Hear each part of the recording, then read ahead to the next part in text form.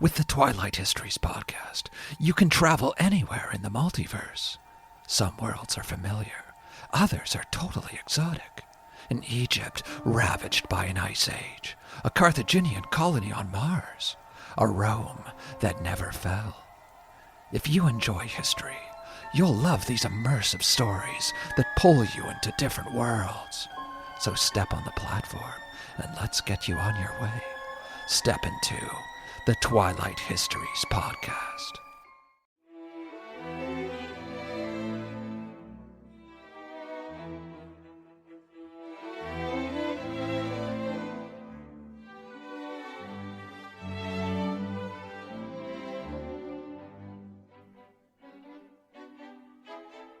Welcome to Pax Britannica. Season 2, Episode 25, Preparing for War.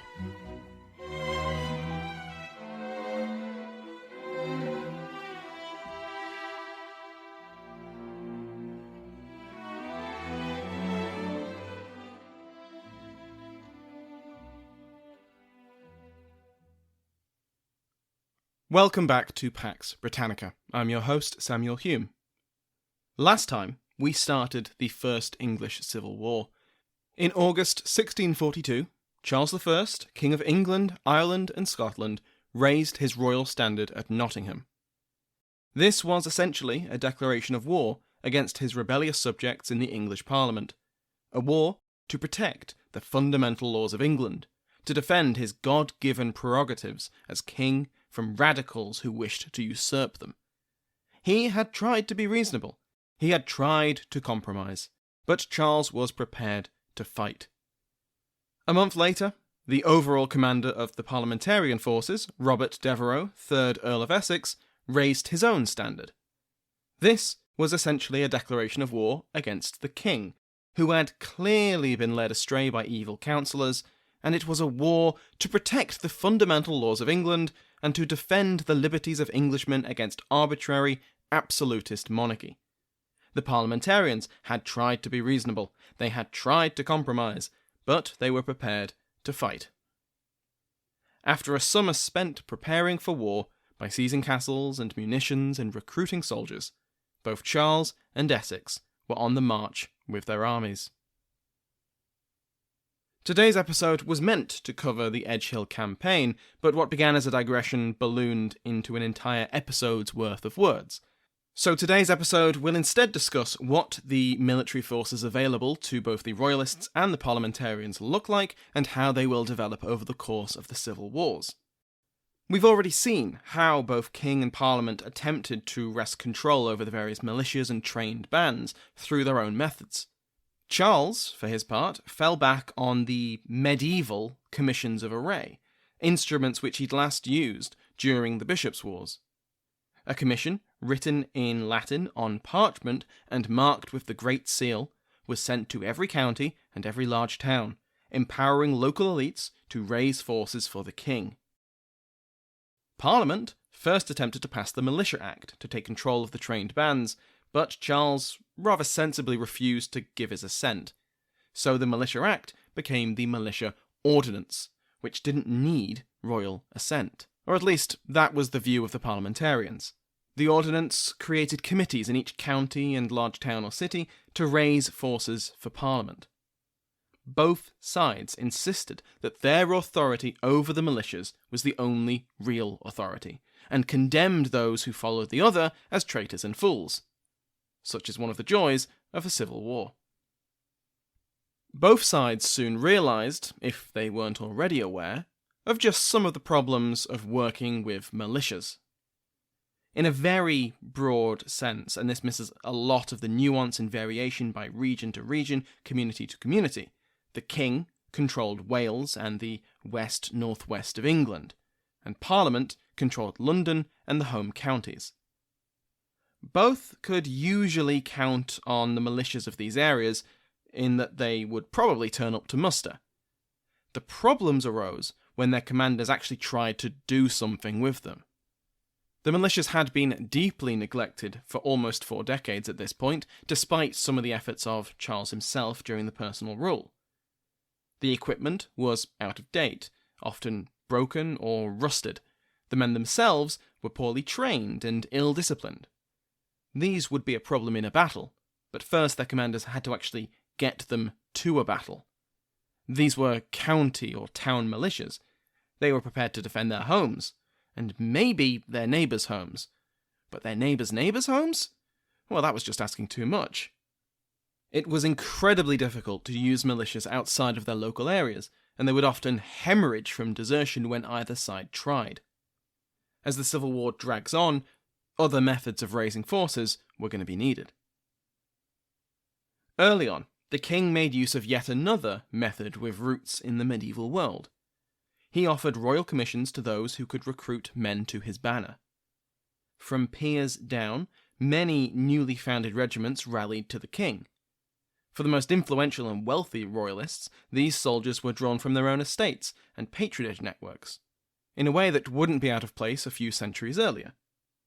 At a fairly rapid pace, Charles's army ballooned with regular soldiers, who would, in theory, be willing to march as far as the king ordered. Yet this was a double-edged sword.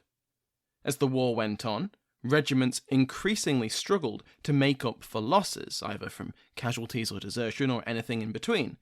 Available recruits often went to newly commissioned regiments, leaving Charles's armies as a patchwork of regiments far smaller than their formation would imply. Ian Gentles, in his chapter in The Civil Wars, A Military History of England, Scotland and Ireland, 1638 to 1660, makes the point that early in the First Civil War, royalists tended to avoid outright conscription. The same cannot be said for Parliament, who dispatched constables to conscript as many available men as they could. Parish authorities often tried to ensure that the undesirables of a community were taken into the army, the dregs of society, as Ian Gentles puts it, such as criminals, drunkards, vagabonds and vagrants. But the Ordnance Committees insisted that the men conscripted into the parliamentary army wouldn't drop dead after the first mile of marching. Men of old age, boys of young age, the sick and infirm, they were to be left alone. No, it was the able-bodied, but unattached, that the constables targeted. Apprentices, servants, labourers and bachelors. Despite their differences in recruitment, in the first months of the Civil War, both royalist and parliamentarian armies were roughly evenly matched in terms of numbers. Gentles lists the pay for these soldiers and states that they were roughly similar across all the armies fighting in the Wars of the Three Kingdoms. A foot soldier, the backbone of any army, earned about 8 pence a day. Dragoons earned a shilling and 6 pence a day, and horse troopers earned around 2 shillings a day. Obviously, it's quite hard to convert that to modern currency, but the important thing to know is that this was far from enough to live off. Even for the cavalry troopers, who were, on the face of it, paid more than the foot soldiers, well, they were expected to supply their horses out of their own pocket, so they were hardly rolling in cash enough to rub it in the foot soldier's face. Officers were, of course, much better paid. An infantry captain received 8 shillings a day, 4 times as much as the horse trooper. Colonels earned upwards of £1 a day, while the overall commanders of the army, the generals and such, received around £10 a day. But even at these lofty heights, this wasn't all for the officer to keep. They were expected to maintain their own staff out of their own pockets, and ensure that the men under their command weren't starving to death. The men who held these officer positions were, unsurprisingly, the gentry and the nobility. The royalists especially had a reputation for sticking to the social hierarchy, and this was certainly true in the early years of the war. In 1643, Charles would appoint 6 generals to command various forces across England, and most would be the greatest royalist magnates of the regions they commanded. For example, the commander of the 6 northern counties of England would be the Earl of Newcastle. Beneath these commanders, the colonels and captains were at least members of the gentry, if not higher.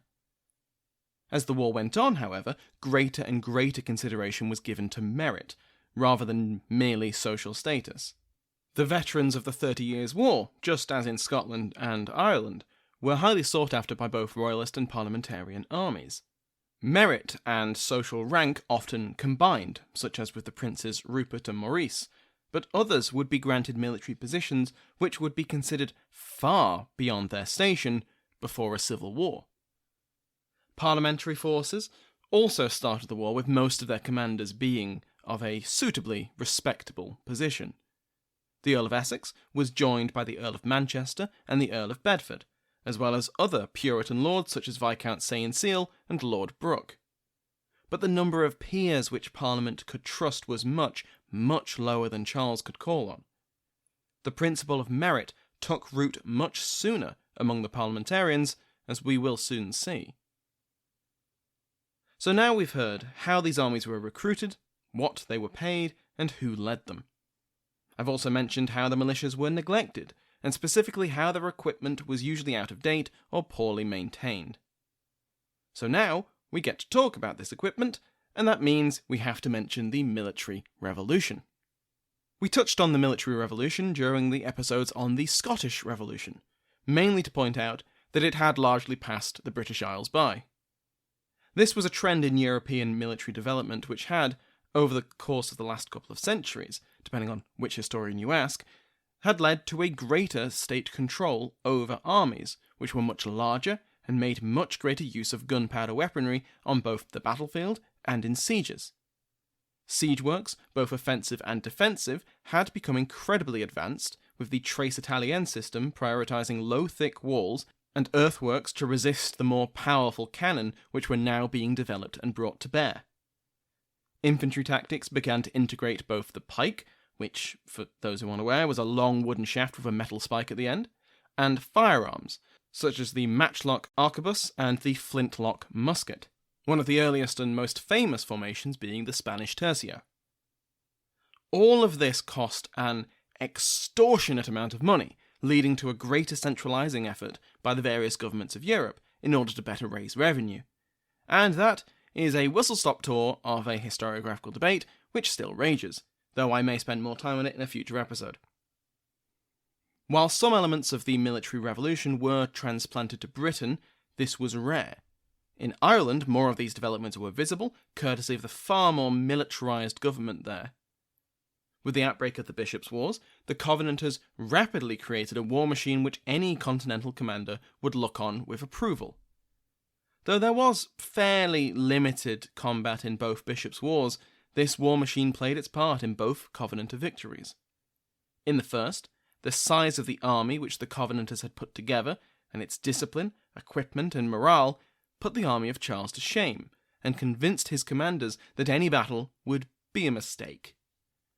Charles had raised this through the commission of array, which he was relying on yet again as the First English Civil War begins. In the Second Bishops' War, the only pitched battle during the Covenanter invasion of England, the Battle of Newburn, was an overwhelming victory. The short leash Lord General Alexander Leslie kept his army on while occupying northern England was another example of the discipline instilled in the army of the Covenant. Thinking back to last episode when we heard how the armies of both King and Parliament were looting their way across England, they were acting more like an invading army than the army which had actually invaded 2 years ago. So this is all to say that England was far from militarised at this point, though there were exceptions. So let's talk weapons. A musketeer was armed with either a matchlock or a more expensive flintlock. A trained soldier could fire, reload, and be ready to fire again every 30 seconds, though in the middle of a battle, having to manoeuvre and being shot at themselves meant that a full minute to reload was much more common. Reloading involved 2 types of gunpowder. A fine priming charge, which would be ignited first in order to ignite the propellant charge, a much coarser form of powder. This would propel the missile down the barrel and out of the gun and hopefully into the enemy. Musketeers tended to go into battle with about a dozen pre-prepared packages of propellant powder, which hung off their bodies in a bandolier or from their belts. The other main form of infantry was the pikeman. As to be expected from a battlefield role which requires you to get up close and personal with the enemy, they were armoured with a cap, a corselet, and tassets for their protection. And when I say up close, I really mean about 18 feet away from the enemy, which was the desired length of a pike. Now, this is just what the manuals would demand. Practicality often meant that not only was the pike quite a bit shorter than 18 feet, but long marches and campaigns meant that as the Civil War wore on, it was common for pikemen to discard the corselet and the tassets for comfort's sake. Both of these practical sacrifices, the shorter pike and the lesser armour, would often be regretted when it came to an actual push of pike. These two types of infantry cooperated on the battlefield, though over time the status of the pike as the preeminent force on the field gave way to the effectiveness of the musket. At the turn of the century, armies tended to have twice as many pikemen as they did firearms. 50 years later, this ratio was reversed, and pikemen increasingly played the supporting role, to provide defence to the musketeers from cavalry and other pikemen, to provide shelter to retreating musketeers and artillery, and to storm a breach in a siege. We aren't yet at the stage where musketeers could rally to the cry of "fix bayonets," as bayonets hadn't been invented yet, but until that point, the pike will remain vital to defend against cavalry and to seize a defended position. So what about cavalry? Lipscombe notes two main types of cavalry, the heavily armoured cuirassier and the lightly armoured harquebusier. While the cuirassier, named after the armoured cuirass they wore, is the closest we get to a knight in shining armour anymore, they didn't carry a lance. The lance had more or less disappeared from England by this point, and soon the cuirassier would follow suit. The harquebusier were armoured in a buff leather coat and breastplate, and generally armed with a firearm such as a saddle pistol or a carbine, and a sword or axe. Their role was different. The cuirassier was meant for charges against infantry to get in among their formations and to cause havoc. The harquebusier were intended more for scouting actions and picketing. However, as the cuirassier falls out of favour, the harquebusier will begin to take on their role. Cavalry continue to remain highly effective. A third form of horseman was the dragoon. Technically not cavalry, and not generally used in the manner of cavalry, the dragoons are better viewed as mounted infantry. They rode weaker, lesser mounts, they were armed with firearms and were used to ride across the battlefield to get better positions, or to where the line needed reinforcing before dismounting. As infantry, they wore very little armour, and few even had the buff coats of a harquebusier. Finally, we get to the big guns, the artillery. Cannons, culverins, sakers, mortars, they came in all shapes and sizes, since there was very little in the way of standardisation at this point. Field guns were intended for fighting battles, siege guns for bombarding entrenched positions and creating breaches, and defensive garrison pieces were manned in coastal forts and in key fortresses. Usually, these pieces were cast in bronze and fired balls of iron. The infrastructure which supplied and forged these artillery pieces was largely in the hands of Parliament by the end of 1642, forcing Charles to import new pieces and to establish new foundries which he would control. In terms of tactics, the concept of combined arms doctrine, where the infantry, cavalry, and artillery would coordinate and fight together, was still new. Gustavus Adolphus and Maurice of Nassau had experimented with the idea, notably using lighter artillery pieces which could be moved to support the advance of the rest of the army. But while this would become a central concept to European military manoeuvres in the coming decades, there's very little evidence that the armies of the Wars of the Three Kingdoms used combined arms. Prince Rupert, as an experienced commander, was aware of the concept and did attempt to use it, with varying levels of success. But other than him, most commanders steered clear of the idea. So instead of moving the artillery to support the rest of the army, artillery usually stayed put for the entire battle. The guns were usually placed in front of the rest of the army so that they avoided blowing up their own side. Though there are occasions when the artillery was placed behind the line on higher ground, such as at Newburn and Edge Hill. This continued them to keep firing throughout the battle, though how effective they actually were is unclear. They were intended to bombard the enemy at the start of the battle, to demoralize them, and pressure them to advance. The tightly packed formations were an obvious target for artillery, as anyone who's played a Total War game will tell you. But, as Lipscombe notes, there isn't much evidence from battlefield reports or from personal accounts that the artillery played a huge role in a battle's outcome. He notes 4 reasons why artillery played a relatively small role on these battlefields. The first is that artillery was expensive and rare, as were the men with the skills and experience to effectively man them. The second is that because of this, they were spread thin throughout all the armies in the field. The third is that they took forever to reload, upwards of 7 minutes between each shot for the largest cannon. Adding to this, artillery crews were naturally concerned they'd blow themselves up, so after a certain number of shots, the artillery pieces would fall silent as they let them cool down. The fourth was that after getting hold of a cannon, finding the crew to man it, and spending half the battle reloading the sodding thing, the shot would only do limited damage to the enemy, even if they didn't miss. The most widespread type of shot was the round shot, the typical cannonball. Now let's be clear, you did not want to get hit by one of these things, or to be any of the guys behind the first guy who was hit. One of the rare accounts of battlefield artillery from the Wars of the Three Kingdoms, from the First Battle of Newbury, Sergeant Henry Foster recounts how, quote, "men's bowels and brains flew in our faces," end quote. But while round shot would usually kill anything it hit, it could only hit so much. Grape shot, or canister shot, was much more effective against enemy formations, since this launched a cone of smaller round shot, almost like a massive shotgun. There are records of cases of tin in the arsenals of Essex's army, so the Civil War armies did have access to this. But canister shot was incredibly hard on the barrels of the artillery. It damaged them far more than simple round shot. So it's possible that gun crews, or their commanders, decided that it was better to keep the pieces in working order than to burn them out in a single battle. And, as I said, the crews were justifiably eager not to blow themselves up.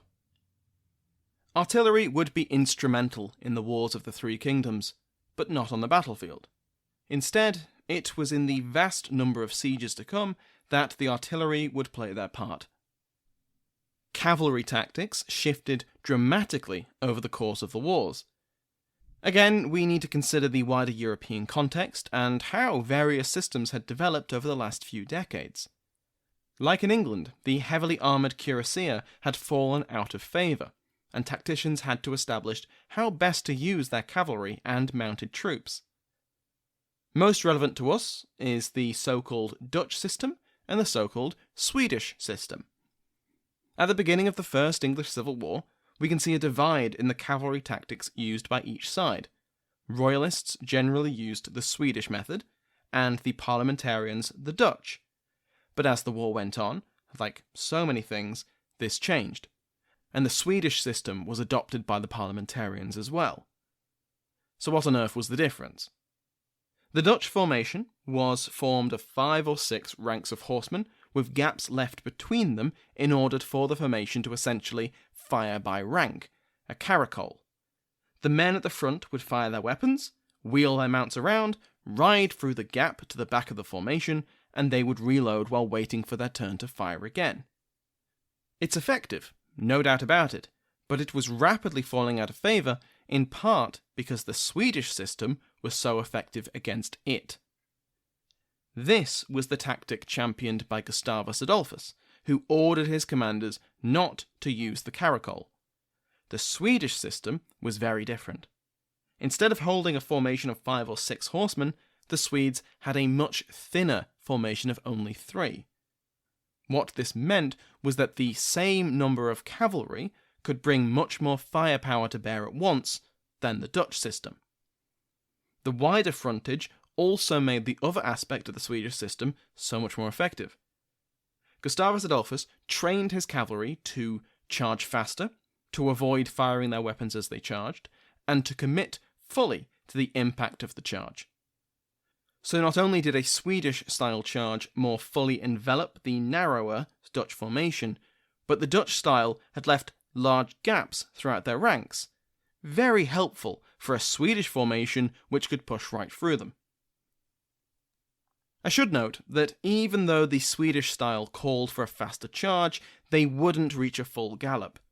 Despite how dramatic it looks, this was an easy way to lose all cohesion in your formation, and losing formation cohesion was an easy way to get you and your men killed. So, next time you're leading a cavalry charge, don't get swept up in the moment. Stick to a canter or a trot. Dragoons were, like I said, used in supporting roles in the battlefield, to reinforce wavering positions, to provide pickets, and to secure strategic points like bridges and hills. We'll finish off with the dragoons' more foot-bound cousins, the infantry, the backbone of any early modern army. Again, the Dutch and the Swedes put their names to infantry doctrines. The Dutch method, like the cavalry one, was developed and popularised by 3 members of the House of Nassau, with their most famous being Maurice. Inspired by Roman tactics, the Dutch system used fire by rank. Much like with the cavalry, the men at the front would fire their weapons before withdrawing to the back of the 6-rank formation to reload. This was the countermarch, and it was highly effective against the Spanish tercio, which it most famously faced. This provided a withering and constant rate of shot, weakening the opposing formation until it was weak enough to be charged by the pikemen and the musketeers with whatever melee weapon they had or the butt of their gun. But the use of the countermarch came with risks, though, as the men had to be highly disciplined and commands be communicated effectively. Else, you risked panic among the ranks, as instinctual fears like, why are the guys at the front running away? And why do I have to go to the front and get shot now? Had to be smothered in training and command. When it worked, though, it was devastatingly effective, as seen by how quickly the Dutch system was adopted across the continent. But then came Gustavus Adolphus, who once again looked at the prevailing system and decided he could do better. And so he did. Again, he prioritised a wide front in order to bring more firepower to bear at once than the enemy. The Swedish style also used the countermarch, but added an extra bit of Adolphus pizzazz, the Swedish salvi. On command, the musketeers doubled the file, and as many men as possible would fire at once. This could and would sieve through the enemy ranks, not only leading to more casualties, but devastating their morale. After a successful salvi, the infantry would then charge. Now, it's one thing to be hit every few minutes, but a sudden, massive, loud, explosive volley of fire gunning down dozens of your comrades in just a few seconds? Now that's terrifying. What if they do it again? I'd better get out of here. Oh god, now they're charging us. Again, this required a lot more training and discipline to get right, but when it worked, it worked. But in addition to the Dutch and the Swedish styles came the so-called German style. This was in many ways a composite of the two formations, which had been rampaging across Germany for the last few decades. Again, we see a division between the two sides of the English Civil War, with the Royalists using the Swedish style, while the parliamentarians adopted the German. And again, as the war goes on, both sides will use a single style more than the others, the German. Whatever the specific formation used, infantry in the Wars of the Three Kingdoms tended to be used the same way. I'll quote from Lipscombe now, since he puts it far better than I could. Quote, "In the advance or attack, the infantry would either keep up a steady, constant fire or hold their fire until well within musket range before delivering a huge, simultaneous volley and falling on the enemy pikemen and musketeers. The constant rate of fire was maintained using the countermarch system. The advance would be undertaken by both pikemen and musketeers. The musketeers would then use the butt end of the weapon once it had been discharged. If the final charge was successful, the second line, or reserve, was deployed to continue the attack while the front line fell back and rallied behind the second line, where they would reload and form the new reserve." End quote. So that is a quick summary of how the armies of the Wars of the Three Kingdoms, and especially those of the First English Civil War, will fight. Next time, we will cover the first great battle of the First English Civil War, as the two armies meet in a field in Warwickshire. Remember to go and give the Twilight Histories podcast a listen. It's brilliantly creative. You can find it everywhere you find your podcasts, and it's definitely worth your time. Thank you to my House of Lords. Vigard Blindheim is now the Earl of Blindheim. Baron Preston is now Viscount Preston. Welcome to Ollie, Baron Halton, and Bell, Lord Williams. If you'd like to join their ranks and receive an ad-free feed, just go to patreon.com/Pax Britannica. Every patron, no matter the tier, gets that ad-free feed. Higher tiers get extra rewards, like last month we had an extra bonus episode on the life of the Earl of Essex, who's going to become incredibly important in the narrative.